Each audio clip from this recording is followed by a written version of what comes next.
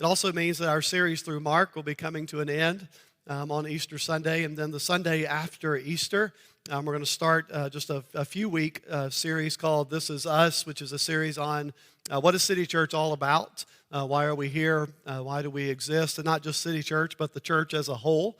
Why is it here? And so I feel like every once in a while we just need to be reminded of why God has placed us here and the core values that kind of define who we are. And so we'll be doing that for a few weeks.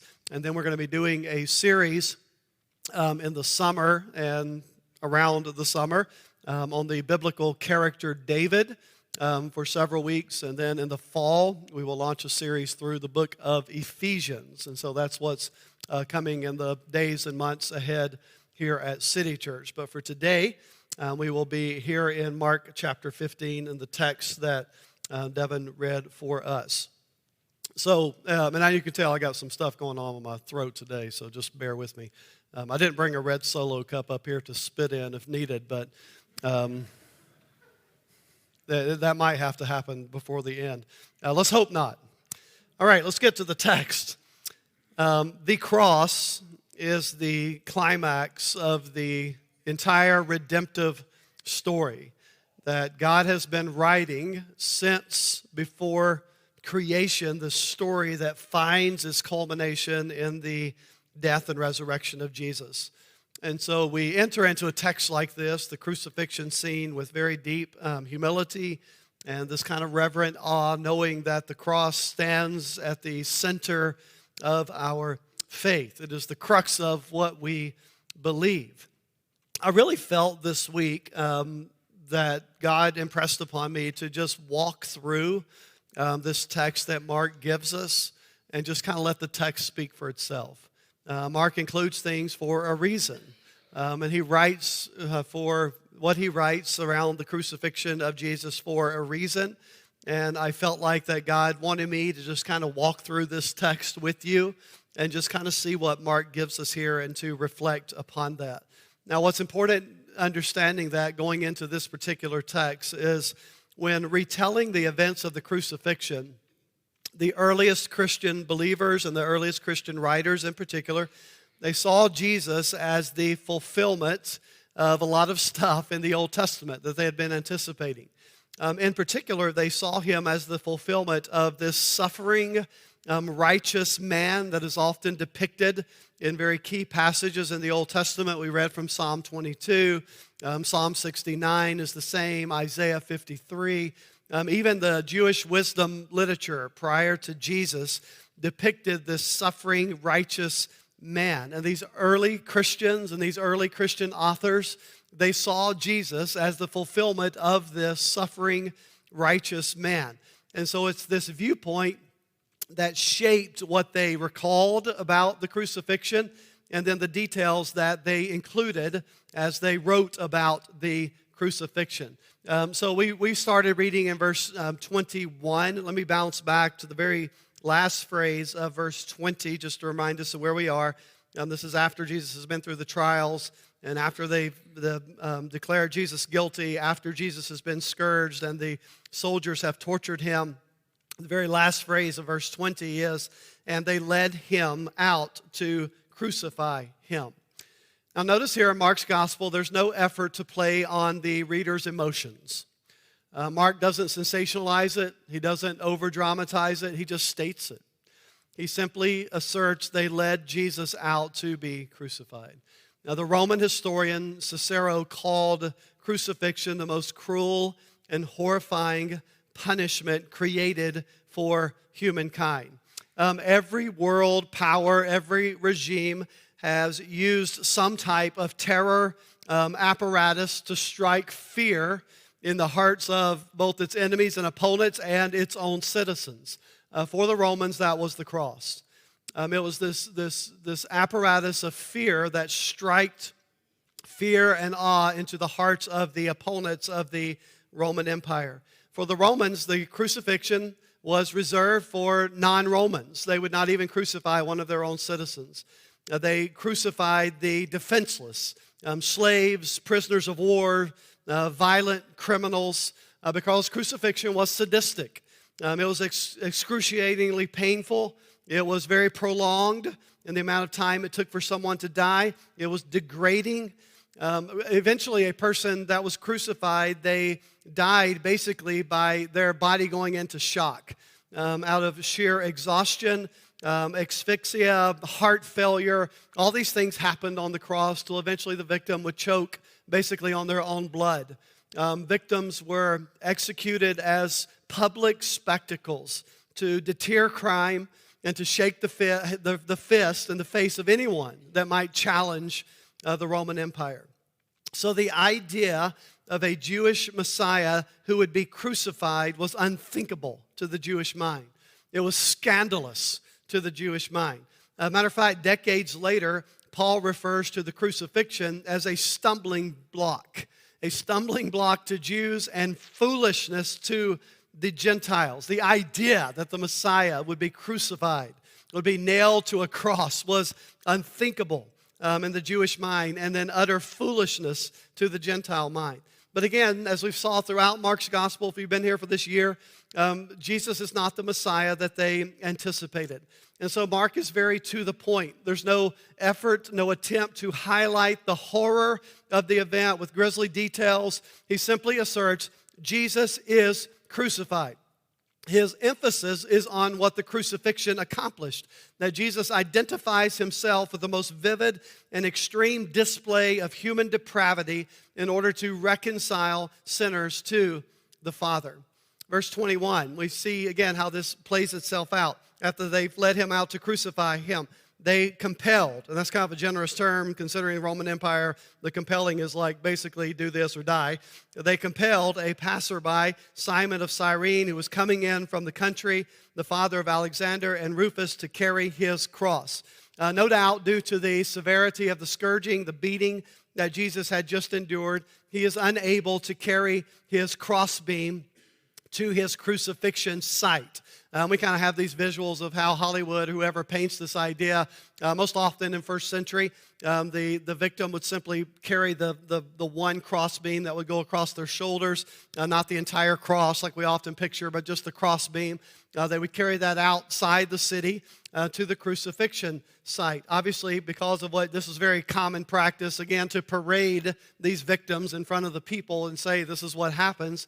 But Jesus has taken this severe beating. And so a man named Simon from Cyrene, which indicates that he was a person of color from the north coast of Africa, he is recruited to carry the cross of Jesus. Mark makes note that he is the father of two sons named Rufus and Alexander. There's a reason why he includes this. A lot of speculate that this is the same Rufus that Paul mentions in Romans chapter 16, verse 13. Paul mentions this guy in the church of Rome who is named Rufus. Remember, Mark's audience, the reason he wrote his gospel was to the church, the Christians that were struggling in Rome. So no doubt these characters, these individuals would have been known to Mark's audience. But in just straightforward reality, Simon is the very first person in Mark to literally take up a cross to follow Jesus. Take up a cross to follow Jesus. And by the way, he's an outsider. He's an outsider. Verse 22. And they brought him to the place called Golgotha, which means place of a skull. So again, execution would take place outside the city on this hill that is referred to as Golgotha here, which means the place of the skull. Many think because of how it looked, it resembled a skull. Verse 23, they offered him wine mixed with myrrh, but he did not take it. This would have been some type of kind of primitive narcotic to help relieve the pain. This is actually a fulfillment of Psalm chapter 69, verse 21, where they offered him the wine mixed with myrrh, but Jesus refuses it. It's interesting that Mark uses the phrase myrrh here. Remember where else we see myrrh in the story of Jesus? At his birth, or not at his birth, when the Magi came to Jesus, right? And one of the gifts that they provided was the gift of myrrh. And so we see at Jesus' kind of birth, at his toddler years, at his beginning years, myrrh used in a coronation to who Jesus was. And now we see myrrh used here at his death. But Jesus refuses it. He embraces his redemptive mission with clarity. He's in full submission to the Father's will. He will not use anything to dilute what is about to take place. He absorbs the full judgment of God, the full wrath of God. Verse 24, again, Mark is very just deliberate. And they crucified him. Just 4 words. And they crucified him. And they divided his garments among them, casting lots for them to decide what each should take. Very plain words. They crucified him. Plain words, considering this is the most profound act in all of human history. Again, Psalm 22 here. Psalm 22:8 is fulfilled as these soldiers divide the garments of this suffering righteous man. Verse 25, and it was the 3rd hour, here we are again, plain language, when they crucified him. The 3rd hour would be about 9 a.m. based on that time, that clock, that calendar. And about 9 a.m., they crucified him. 3rd time, Mark's used this plain language, they crucified him. Now, this plain language testifies to us of the actual history of this event, that Jesus actually died. And Mark says over and over again, they crucified him, they crucified him, they crucified him. Emphasizing again, Jesus actually died. He was crucified in time, in history. He died on a cross. Verse 26. And the inscription of the charge against him read, the King of the Jews. Both Jewish law and Roman law required a reason to crucify someone. We saw this last week as we walked through the trials of Jesus, and they would place this kind of placard or this billboard over the head of the victim that would name their crime. In this case, they go with Pilate's charge against Jesus. That Pilate said he is the King of the Jews. And so that's what is on the inscription above the head of Jesus. Again, allow the text to speak for itself. Verse 27, and with him they crucified 2 robbers. This word translated robbers can also mean insurrectionists. They crucified 2 robbers, one on his right hand, one on his left. And so Jesus is crucified with these 2 insurrectionists, these 2 thieves. If you remember back in chapter 10, it was James and John, the brothers, who requested from Jesus, we want to sit on your right hand and left hand in your eternal kingdom. And Jesus warned the eager disciples that they were not ready to partake in this cup of suffering that he was about to endure. And he was right. They were not ready. They ran away. They fled the scene. Instead, Jesus is crucified alongside 2 criminals. This is fulfilling the prophecy of Isaiah chapter 53, verse 12, that the suffering righteous servant would be numbered among the transgressors, that he would be one of the transgressors. Mark now turns his attention in our text to the mockery to which Jesus is subjected. Again, fulfilling the words of Psalm chapter 22, where the suffering righteous man is ridiculed as he suffers. And notice the groups of people here that ridicule and mock Jesus. First group, verse 29 and 30. And those who pass by, so these passerbyers, they derided him, wagging their heads and saying, aha, you who would destroy the temple and rebuild it in 3 days, save yourself and come down from the cross. So these kind of bystanders, these passerbyers. The word translated here actually means to hurl insults at Jesus. And it's a word that's used almost exclusively in the Scriptures and the Septuagint for speaking blasphemy against God. Same word here. So these bystanders, as well as the chief priests and scribes, notice they're guilty of the very thing for which Jesus was condemned to die the night before, committing blasphemy. And here they are hurling insults, blaspheming God, committing the very act of which they accused Jesus. So group number 1, these bystanders. And then the second group are these religious leaders who have kind of been orchestrating this whole thing. 31, also the chief priests and the scribes, they mocked him to one another, saying, he saved others, he cannot save himself. Let the Christ, the King of Israel, come down now from the cross that we may see and believe. Those who were crucified, third group, those who were crucified with him also reviled him. So the religious leaders, they taunt the inability of Jesus, they say, to save himself. They ask Jesus for this sign of authenticity, right? Come down from the cross. Jesus, save yourself, and then we will see and believe. Multiple times in Mark's gospel, again and again, we have witnessed that this request for a sign, some kind of sign, is not an indicator of belief. It's an indicator of unbelief.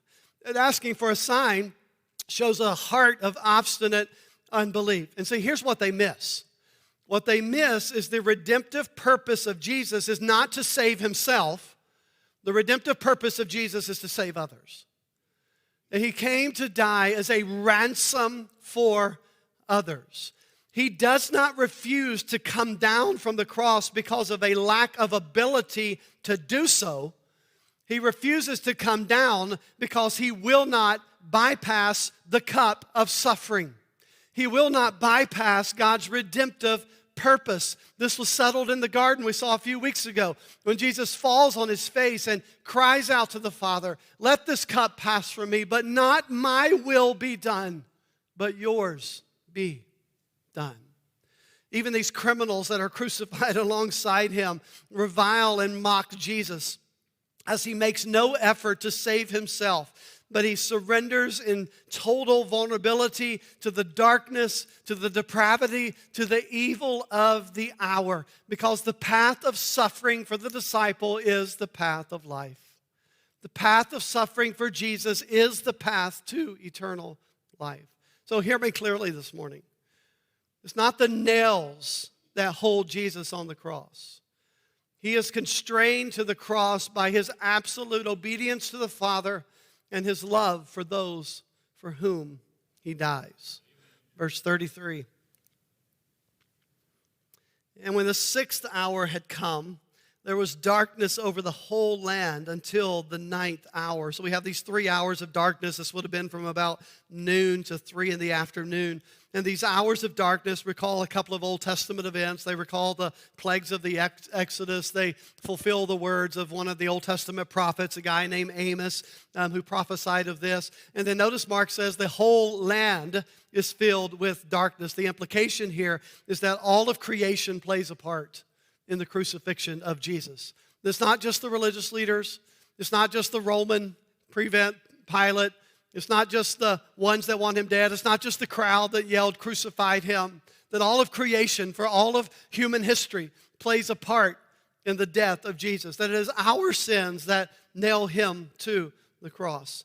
And then Mark quotes Jesus here at the 9th hour. Jesus cries with a loud voice, "Elo, Elo, lama sabachthani," which is Aramaic, which means, my God, why have you forsaken me?" And so Mark chooses to quote the exact words of Jesus here from the old Aramaic language that was part of the New Testament world. And this direct quote, as we saw in our call to worship, is from Psalm chapter 22. And it identifies Jesus as this righteous sufferer who dies without cause, without a reason. And in this moment, Jesus bears the judgment of God, the wrath of God, and in the same moment, the same process, he accomplishes eternal salvation for God's people. Now, we're not going to dive deep into this phrase, my God, why have you forsaken me?" This phrase has left a lot of people who are a lot smarter than me scratching their heads. It's difficult to know exactly what's going on here.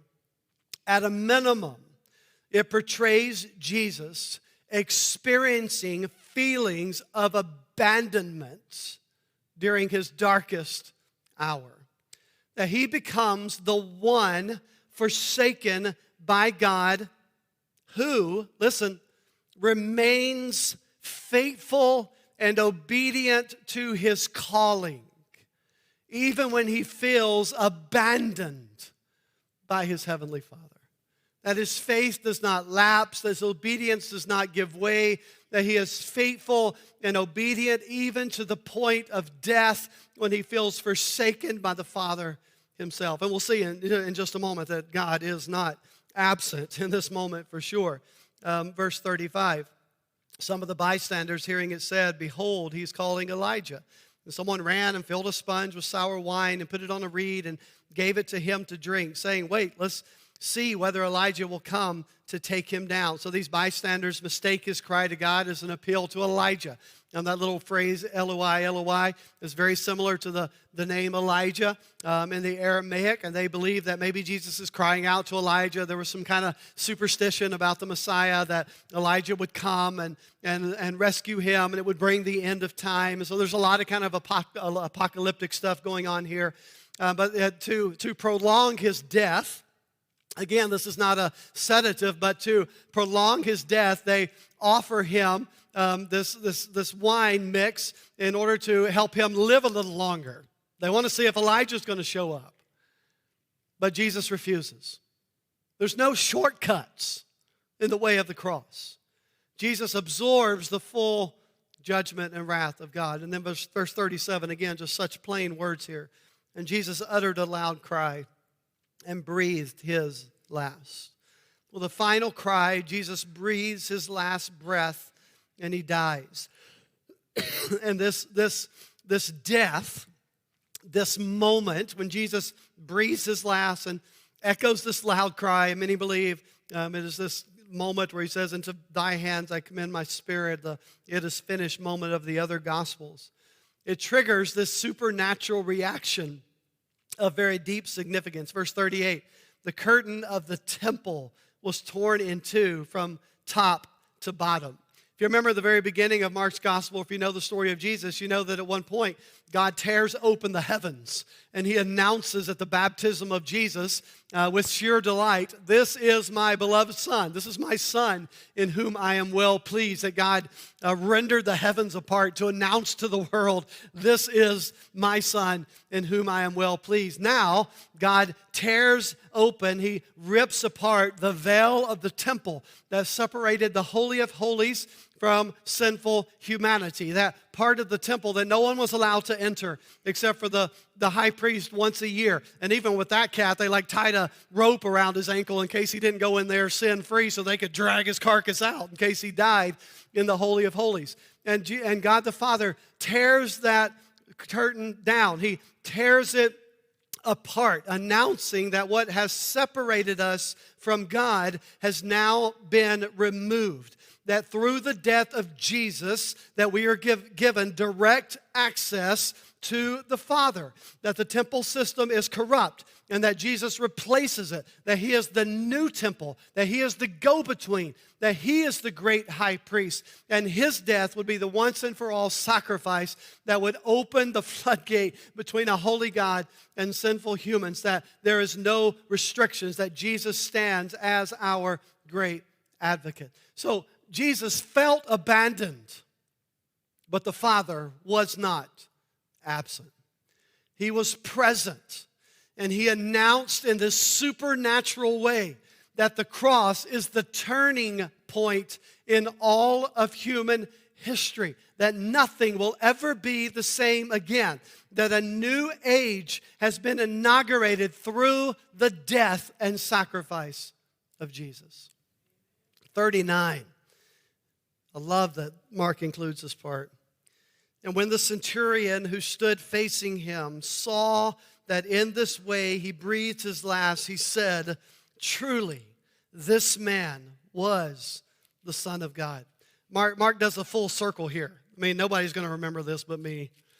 But if we all the way back to Mark chapter 1 and verse 1, our very first sermon in Mark's gospel, Mark says right out of the gate, this is the beginning of the gospel, this good news announcement of Jesus the Christ, the Son of God. And so we come full circle now to verse 39, where the first time in the gospel, when Mark says this is the good news announcement of Jesus the Christ, who is the Son of God, and now at the end of Jesus' life, at his crucifixion, for the first time in the gospel, by a human, Jesus is identified as the Son of God. And the confessor, the one who makes this claim, is a Roman centurion. Not a disciple, not a family member, not another Jew, a Gentile outsider. It is the captain of the execution squad. It is the enemy of Jesus who first declares, Jesus is the Son of God. And it reminds us, it echoes loudly, it is for his enemies that Jesus came to die. That this is the story of the gospel, that Jesus came to die for outsiders. And it is the Roman centurion who says, this man is the Son of God. Verse 40. There were also women looking on from a distance. We saw that phrase with Peter as he traveled from a distance, among whom were Mary Magdalene and Mary, the mother of James the younger, and Joseph and Salome. While he was in Galilee, they followed him and ministered to him. And there were also many other women who came up with him to Jerusalem. So Mark concludes his crucifixion narrative by including the names of several women who were watching at a distance. This is an allusion to Psalm chapter 38, verse 11, where the righteous sufferer mourns his friends who stay far away. And again, it's outsiders. In that culture, it's outsiders. It is women who will be the first witnesses and the first proclaimers, we'll see next week, of the resurrection. They model what it means to be a disciple. While his own disciples have run away and they've fled, they have turned their back. It is these women who are the first witnesses and proclaimers of the resurrection of Jesus, that they model what it means, that they are followers of Jesus, that they are servants of Jesus. And then Mark includes this other story, verse 42. When evening had come, since it was the day of preparation, the day before the Sabbath, this is Jewish custom stuff we're talking about here, Joseph of Arimathea, a respected member of the council, right? This is the Sanhedrin. This is the chief priest and the high priest and the Pharisees, Sadducees, this council, the Sanhedrin. He was a respected member of it who was also looking for the kingdom of God. He took courage and he went to Pilate and asked for the body of Jesus. So Mark inserts this story of Joseph of Arimathea, another outsider. He's outside the Sanhedrin. He's outside their agenda. Another outsider, and he musters the courage to request the body of Jesus from Pilate to guarantee that Jesus is given this proper Jewish burial. Verse 44, Pilate was surprised to hear that he should have already died. Again, most time crucifixion was a prolonged death. Jesus is already dead. And summoning the centurion, he asked him whether he was already dead. And when he learned from the centurion that he was dead, he granted the corpse to Joseph. Mark emphasizes here again that Jesus has actually died, that he has already dead. And so again, repeated throughout the text, Mark emphasizes again and again and again, Jesus actually died. Jesus was actually crucified. He actually breathed his last breath. Mark wants to make no mistake here that you realize, that we realize, that the Roman Christians realize Jesus actually died. There was no hallucination. There was no kind of he went into a coma. No, Jesus was actually dead. He died. And Pilate grants his body to this guy named Joseph. He gives him his request, and Joseph takes him for a proper burial. This was unlike other criminals who would have been crucified on crosses of that day. They would have simply been dumped into this kind of open burial ground outside the city. But Joseph wants to make sure this does not happen, that Jesus is given this proper Jewish burial, so he musters the courage to ask Pilate, and Pilate grants his request. Verse 46, Joseph bought a linen shroud, and taking him down, he wrapped him in the linen shroud and laid him in a tomb. This shroud will be not wrapped around the body of Jesus. Come Easter morning, it will be laying in the tomb. He laid him in a tomb that had been cut out of a rock, and he rolled a stone against the entrance of the tomb. So Joseph properly wraps the body of Jesus. He lays him in a tomb, which, by the way, if you have not heard, he takes the body of Jesus and lays him in a tomb. If you have not heard, that's not his final resting place. We'll talk about that next week. No, that's not the final resting place of Jesus. God's going to speak, isn't he? He's going to speak loudly. He's going to speak clearly. He's going to speak on Easter morning that this story is not over, that this story is just the beginning. And then verse 47, Mary Magdalene and Mary, the mother of Joseph, saw where he laid him. This is important. That sets us up for what happens beginning in chapter 16. So Mary Magdalene and Mary, most believe the mother of Jesus here, see where Jesus is laid, and they make plans. They make plans to visit the tomb of Jesus the morning after Sabbath, the day that everything changes in the redemptive story of humanity. They make plans to anoint the body of a crucified Messiah. But what they will find instead is a risen Lord. That's why we celebrate Easter, Easter next Sunday. So, again, I just want the text to speak for itself. I don't want to spend a lot of time sensationalizing this event beyond what Mark has provided us. Mark was intentional in what he includes. And so I want to honor his storytelling. I want to honor what he emphasizes in this text. And so as we conclude this journey to the cross and through this crucifixion event, I just want to remind us that we can only understand who Jesus is through his death on the cross. The cross is the intersection of where a holy God meets sinful humanity.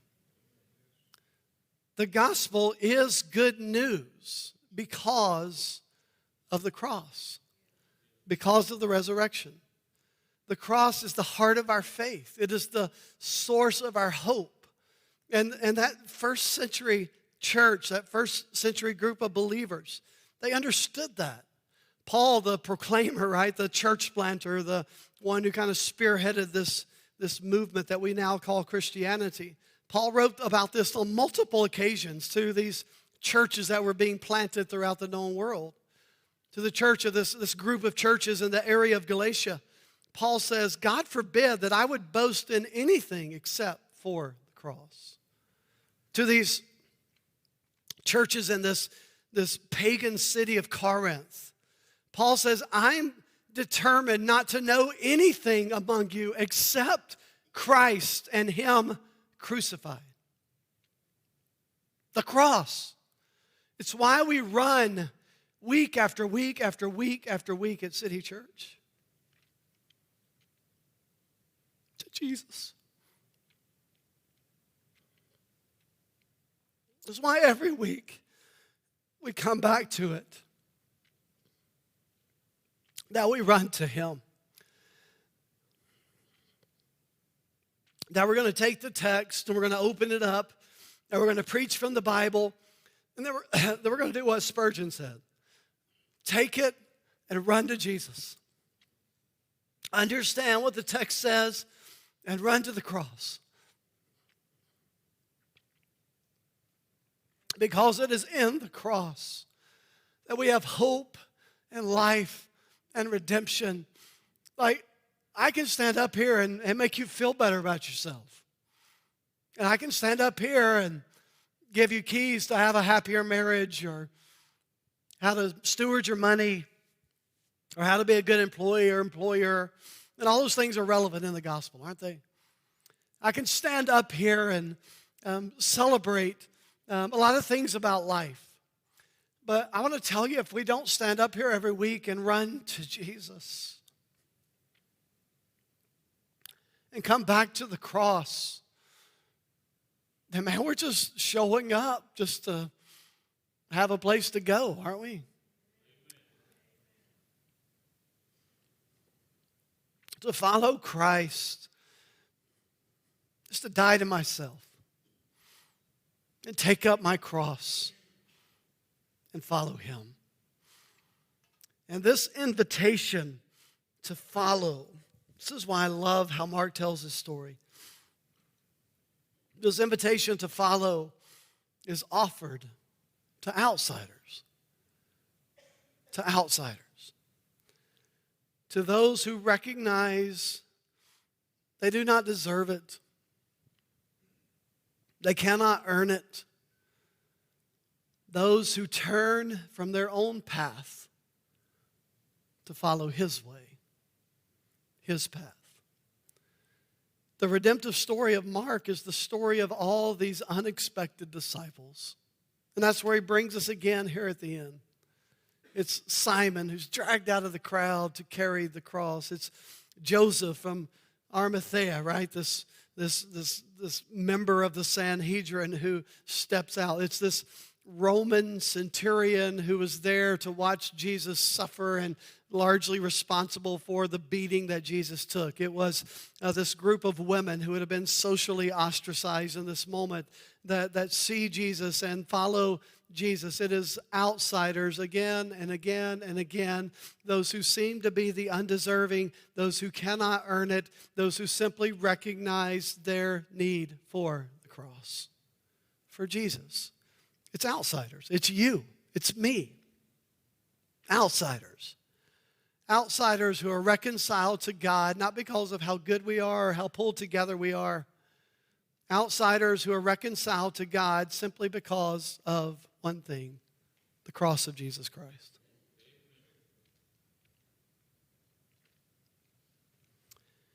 And let me give this final word. Jesus knows what it's like to feel abandoned by the Father. That God the Son, God Himself, becomes the God forsaken. Like that's what leaves scholars for centuries of time scratching their heads. How does God the Son, how does God Himself, Jesus who is fully God, become the one forsaken by God? And the simplest truth about that profound concept is that God the Son, Jesus, becomes the God forsaken one so that He might experience the reality of the human experience on our behalf. This text, Jesus dignifies the cry of God's people who walk the path of pain, who walk the path of suffering, who walk the path of hurt, who walk the path of brokenness. Jesus dignifies the cry of God's people throughout redemptive history who at times feel abandoned by God.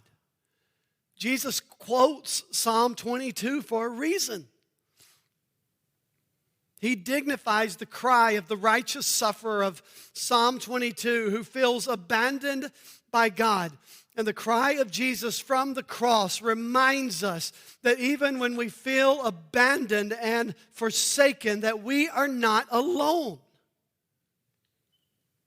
That God hears our cry. Even when there seems to be no response.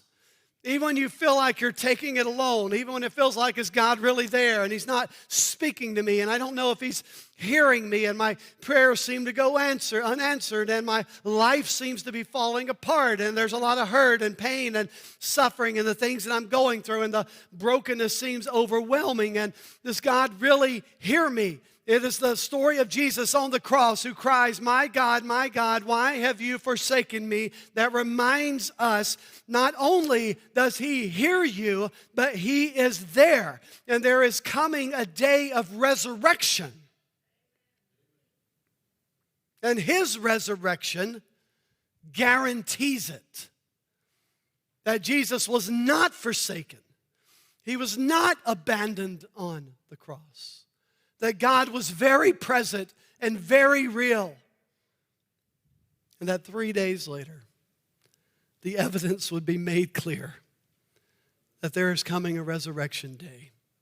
So in your moments, your seasons, your times, where you just wonder, is He really there? Does He really care? I feel very abandoned. I feel very alone. I feel very forsaken. Hear the cry of the gospel.